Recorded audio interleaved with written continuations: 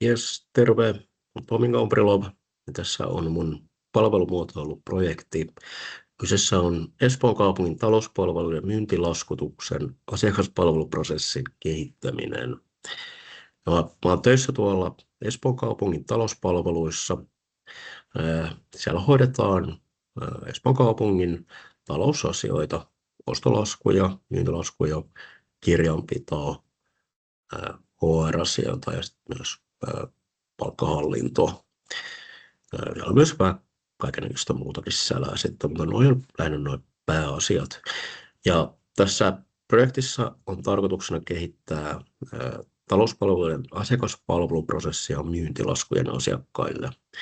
Eli kun Espoon kaupunki lähettää asiakkaille laskuja.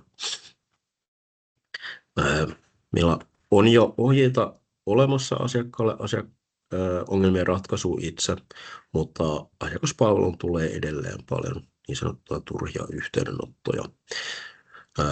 Mä esittelen tässä esityksessä projektin tavoitteet, toteutuksen, keskeiset tulokset ja johtopäätökset. Eli projektin päätavoitteena oli vähentää asiakaspalveluun tulevien yhteydenottojen määrää. Ja tavoitteena on myös, että asiakkaat pystyisi ratkaisemaan ongelmia itse parempien ohjeistusten ja itsepalvelukanavien avulla. Lisäksi tavoitteena olisi lisätä asiakasymmärrystä, eli meidän henkilöstölle ymmärretään, millaisia asiakkaita meillä on, ja myös luoda asiakassegmenttejä, jotta voidaan hyödyntää palveluiden kehittämisessä. Joo, eli tämä projekti toteutettiin fasilitoituna työpajana, johon osallistui kaikki 3 asiakaspalvelun työntekijää. Ja meillä on talouspalveluissa asiakaspalvelu, missä on nämä 3 työntekijää. Ja mä olin varannut semmoisen neukkarin, 6 hengen neukkarin, mihin me kaikki mahduttiin sitten ihan hyvin. Mulla oli siellä oma läppärimessis ja sitten mulla oli siinä sellainen PowerPoint-esitys, missä mulla oli, no se alkoi tällä aikataululla ja työpajan tavoitteilla. Ja se jatkui, mitä muuta tehtiin, ja mä sitten esitin siitä PowerPointista. Tuo oli tosiaan 90 minuuttia, alkoi 2:30, kesti 3 asti. Ja tuossa oli noita työpajan tavoitteita. Kerroin, että miksi ollaan paikalla. Ja mä toin sinne myös kevyttä purtavaa ja virvokkeita osallistujille. Muistaakseni oli vissyä ja limua ja keksiä ja muutama viineri. Tuo 90 minuuttia oli vähän kompromissi. Musta tuntuu, että no, mä käyn tuossa myöhemmin läpi kestoa, mutta tämä oli mun henkilökohtainen projekti koulutehtävään liittyen. Sitten mun piti tehdä talouspalveluiden johdolle semmoinen suunnitelma ja kertoa siinä, että mistä tässä on kyse ja miksi mun täytyy käyttää Espoon kaupungin työntekijöiden työaikaa ja voinko irrottaa heidän omista työtehtävistä. Ja se onnistui sitten tälleen 90 minuutin ajaksi. Tämä oli tuossa maaliskuussa tämä itse työpaja. Yes. Mulla ei ole aiemmin ollut mitään kokemusta tämmöisen työpajan järjestämisestä.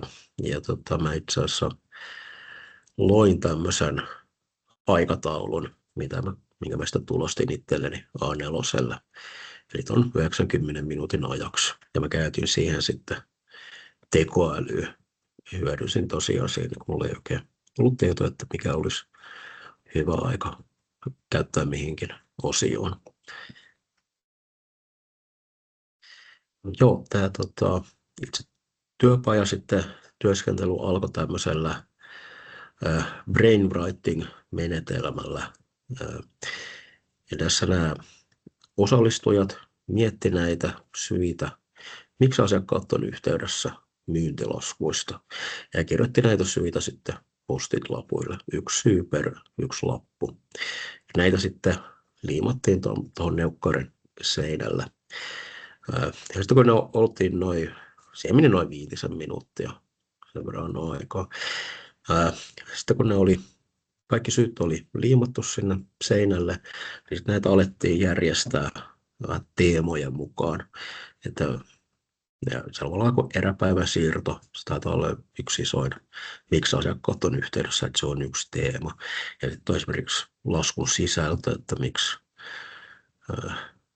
miksi tämä summa on tämä, tai mitä tässä laskussa nyt velotetaan oikeasti. Että se on yksi teema, ja sitten perintä ja maksuhuomautukset ja ulosotto oli myös yksi teema. Niin, ja sitten me alettiin niitä teemojen perusteella, käytettiin tuommoista 5 kertaa miksi-menetelmää, alettiin niihin miettiä niitä juurisyitä. Eli käyn tuossa seuraavaksi niitä läpi. Mut joo, eli tämä 5 kertaa miksi-menetelmä, niin siinä etsitään tarkempia juurisyitä esittämällä ongelmalle miksi-kysymyksiä, kunnes juurisyy on löydetty. Ja tuossa on sitten seuraava dia on itse asiassa yksi dia siitä mun esityksestä, mitä mä pidin siellä työpajassa. Mä siihen suoraan kirjasin niitä kysymyksiä ja vastauksia. Eli tässä on toi kakkosteema oli perintä, ulosotto ja muistutukset. Eli mistä syistä asiakkaat on yhteydessä. Sitten esitettiin tämmöinen kysymys, että miksi lasku on perinnässä tai ulosotossa. Ja sitten itse asiassa tässä vaiheessa kaikki sai esittää ihan vapaasti näitä ideoita ja mä kirjasin näitä ylös. Niin tässä on esimerkiksi, että asiakas ei ole alkuperäistä laskua tai osoitetiedot on väärin, posti hukannut ja niin edelleen. Mutta sitten tässä seuraava kysymys on, että tuossa nyt vähän niin kuin mietitään sitä suurinta syytä, että miksi asiakkaat on yhteydessä sitten se, että miksi asiakas ei ollut alkuperäistä laskua. Ja sitten taas listataan sitten noita ideoita, vastauksia. Osoitetiedot väärin tai posti hukannut, järjestelmähäiriö. Mutta sitten tuosta taas sitten valittiin se merkittävin, niin sitten se olisi miksi osoitetiedot ovat väärin. Liittymän takana olevat osoitetiedot ovat väärin, tai turvakiellon vuoksi ei nähdä oikeaa osoitetta ASPassa. Ja sitten miksi liittymän osoitetiedot ovat väärin. No, asiakas ei ole ilmoittanut uusia osoitetietoja laskuttajalle. Tämä on vähän semmoinen, tämä liittymä nyt on meidän sisäinen prosessi, ei siihen sen enempää, mutta tämä ideana tästä 5 kertaa miksi menetelmästä. Tässä nyt ei ole 5 kysymystä, mutta niitä kysytään niin kauan, kunnes löydetään se joku juurisyy.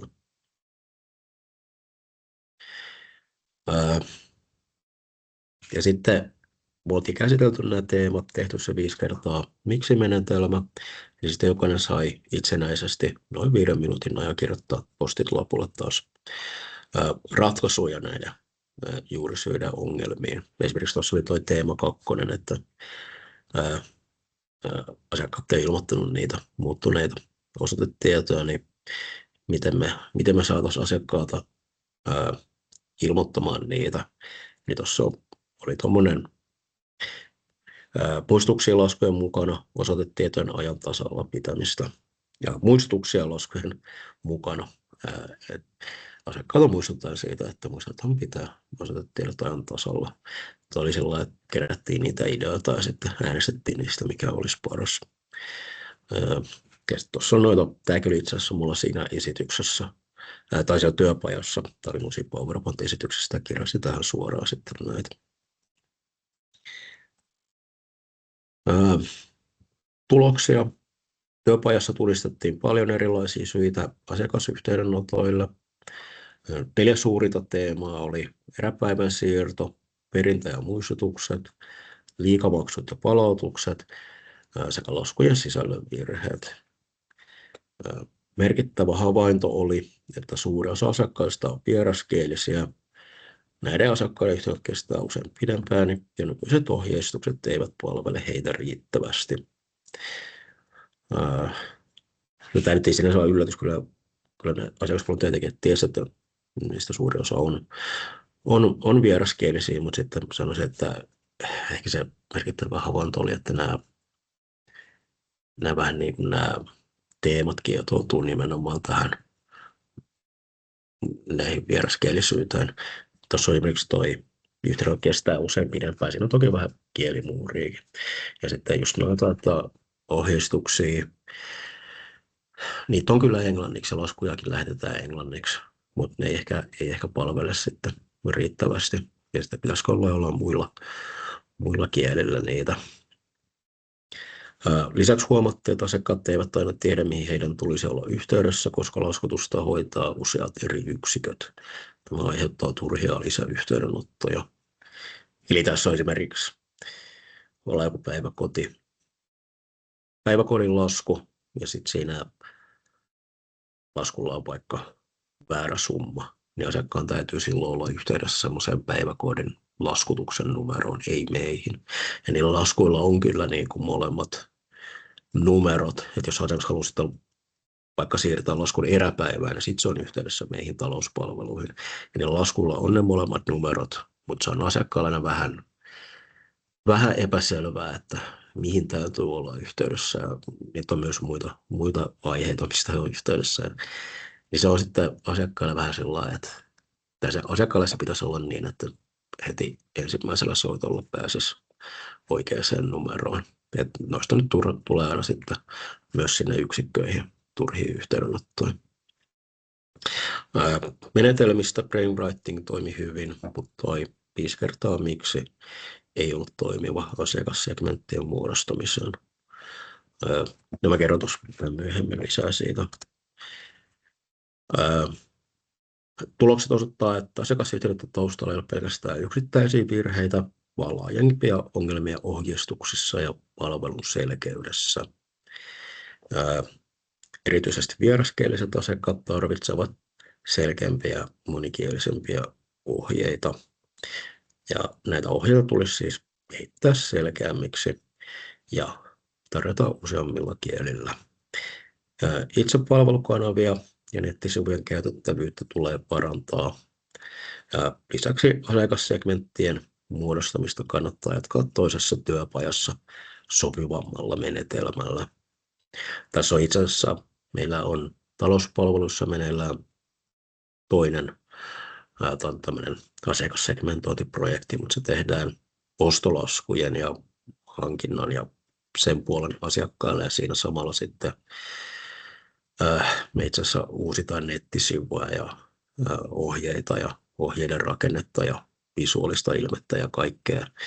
Niin tämä mun henkilökohtainen tämä projekti laitettiin vähän jäihin tässä ja sitten se yhdistetään nyt sitten siihen toiseen projektiin, että mä teen tämän perusteella, teen sitten ohjeita myyntilaskujen puolelle ja sitten, että mä voin käyttää sitten niissä niitä toisesta projektista saatuja, tai mitä siellä nyt on määritetty näihin ohjeisiin ja visuaaliseen ilmeeseen ja ohjeiden rakenteeseen ja kaikkea tämmöiseen, että tämä ei ole siltä osin kesken. Ja sitten myös toi asiakassegmenttien muodostaminen, niin se 5 kertaa miksi menetelmä se ei sopinut siihen. Niiden perusteella ei oikein pysty mitään niin kuin segmenttejä muodostaa. Ei sit oikein selviä, että miksi asiakas on yhteydessä, jos just miettii tämmöisiä pelkoja, toiveita ja näitä. Se olisi itse asiassa, kun tätä mietin, niin no itse asiassa kuuluu tuohon seuraavaan reflektointiin, mutta se olisi ollut paljon parempi miettiä, että asiakkaan näkökulmasta näitä kuin niitä juurisyitä. Tai ehkä olisi voinut miettiä niitä molempia. Mutta se oli tosiaan mä toivon, että mä voin tuolla työpaikalla järjestää toisen työpajan, missä voitaisiin sitten miettiä noita asiakassegmenttejä, tehdä siihen joku menetelmä, miten niitä saa paremmin selville. Ja oman oppimisen reflektointi. Projekti kehitti fasilitointitaitoja työpajan suunnitteluun. Työpajan aikataulustus onnistui hyvin ja osallistujat olivat sitoutuneita. Sanoisin, että 90 minuuttia oli se oli kyllä aika hyvä aika tälleen kolmelle työntekijälle. Ehkä vähän lopussa aikataulu. Ei nyt varsinaisesti pettänyt, mutta ehkä jousti jollain 5-10 minuutilla. Ja osallistujat oli kyllä sitoutuneita ja teki työtehtäviä ihan hyvin. Meillä monesti on työpajoja tuolla työpaikalla ja ihmiset tulee siinä vähän negatiivisilla fiiliksillä aika usein ja sitten vähän miettii, että miksi me ollaan taas, ei taas tätä. Mutta tässä mun työpajassa ne oli kyllä ihan positiivisella fiiliksellä kaikki. Lopussa ehkä huomasin jonkinlaista väsähtämistä. Kaikilla alkoi siinä 3 jo loppu työpäiväkin. Niin ehkä oli vähän lähtökuopissa jo kotiinkin. Mutta onnistui luomaan rennon ja osallistuvan ilmapiirin. Tosiaan kaikki pääsi itsenäisesti tekemään ja myös sitten kaikki kyllä osallistui ihan yleiseen keskusteluun ja ideoiden esittämiseen ääneen. Ihan hyvin, ei tarvinnut ketään erikseen kaivaa vastauksia keneltäkään, että kaikki ihan oma-aloitteisesti esitti niitä. 5 kertaa menetelmä oli tosiaan huono valinta tuohon asiakassegmentointiin, sen perusteella ei pääse nyt luomaan niitä asiakassegmentointeja. Tämä oli itse asiassa, kun mä suunnittelin tätä työpajaa, niin mä jostain netistä löysin ton jostain syystä silloin vaikutti ihan fiksulta, että paneudutaan juurisyihin, mutta se ei tosiaan niin asiakassegmenttien muodostamiseen auta. Joo, seuraavalla kerralla pitää tehdä jotenkin muuta. Jatkossa panostan tarkempaan projektisuunnitelmaan ja palautteen keräämiseen. Mä käytin tässä käytännössä projektisuunnitelmana sitä suunnitelmaa, minkä mä tein talouspalvelujen johdolle, missä mä kerroin, että mistä on kyse, ja siinä oli vähän aikataulua ja mitä toteutetaan ja milloin ja miten. Mutta se ei riittänyt tuohon projektisuunnitelmaksi. Kyllä mä ajattelin, että se riittäisi, mutta se ei ollut tarpeeksi yksityiskohtainen. Ja sitten toi palautteen kerääminen, mun oli tarkoituksena laittaa seuraavana päivänä sähköpostia osallistujille ja pyytää siinä, että mä muista, oliko mulla joku Webropol-kysely tai joku tämmöinen, pyytää siinä vähän sitten mielipidettä siitä, että millainen fiilis jäi, oliko hyötyä vai ei ja mitä palautetta on. Mutta mä unohdin sen lähettää.